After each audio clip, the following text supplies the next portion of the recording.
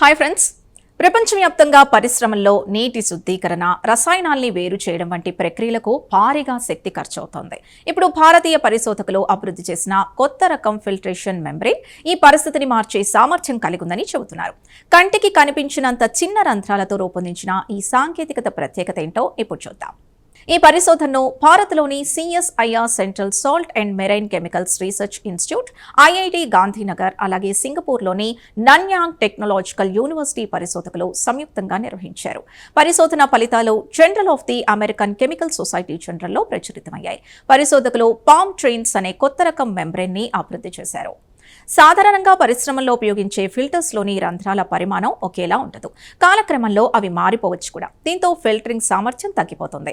ఈ సమస్యను అధిగమించేందుకు పరిశోధకులు మానవ శరీరం నుంచి స్ఫూర్తి పొందారు.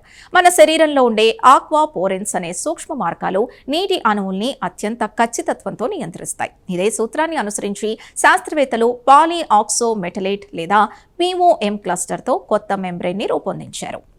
ఈ మెంబ్రెయిన్లోని ప్రతి రంధ్రం వెడల్పు కేవలం 1 నానోమీటర్ మాత్రమే. అంటే మనిషి వెంట్రుక మందంతో పోలిస్తే వేల రెట్లు చిన్నది. ముఖ్యంగా ఈ రంధ్రాల ఆకారం, పరిమాణం కాలక్రమంలో మారకుండా స్థిరంగా ఉండటం దీని ప్రత్యేకత.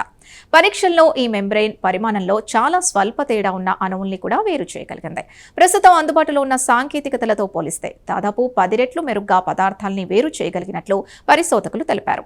ఈ సాంకేతికత ముఖ్యంగా వస్త్ర పరిశ్రమ, ఔషధ తయారీ రంగాలకు ఉపయోగపడే అవకాశం ఉంది. ఉదాహరణకు రంగులు కలిసిన మురికి నీటిలో నుంచి డై అణువుల్ని వేరు చేసి నీటిని మళ్లీ ఉపయోగించేలా చేయవచ్చు. అలాగే ఔషధాల శుద్ధీకరణ ప్రక్రియలో శక్తి వినియోగాన్ని కూడా తగ్గించవచ్చు.